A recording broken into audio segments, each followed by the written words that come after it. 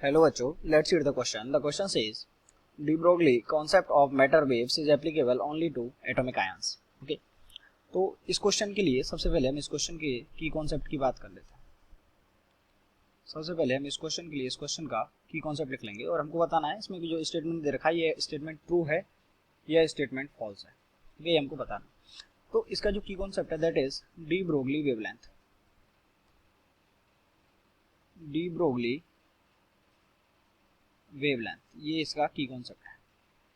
Okay, अब de Broglie wavelength इसका की कॉन्सेप्ट है। तो डी ब्रोगली वेवलेंथ क्या होती है कि कोई भी पार्टिकल, ओके, एनी पार्टिकल, कोई भी पार्टिकल, या फिर हम बात करें any microscopic particle, any microscopic particle,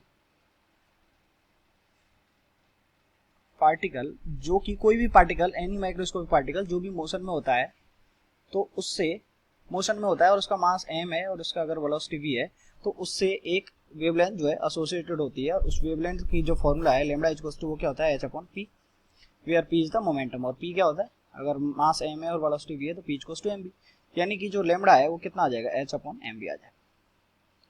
okay, तो कोई भी माइक्रोस्कोपिक पार्टिकल जिससे कि कोई भी एक वेवलेंथ जो कि मोशन में है, तो उससे एक हमेशा वेवलेंथ एसोसिएटेड होती है और उसी वेवलेंथ को हम क्या बोलते हैं, डी ब्रोगली वेवलेंथ। ओके, तो इसमें कोई बोला गया है कि de Broglie is the concept of the matter waves, concept of matter waves is applicable only to atomic ions. तो ये क्या हो गया, ये फॉल्स हो गया। ये एटॉमिक आयंस के ही नहीं है, कोई भी एटम, कोई भी मॉलिक्यूल जो कि मोशन में है उसके लिए, सबके लिए कॉन्सेप्ट अप्लाई हो जाता है। तो ये ऑप्शन कैसा हो गया, ये जो क्वेश्चन है वो हो गया false. I hope you understood it well. Best of luck.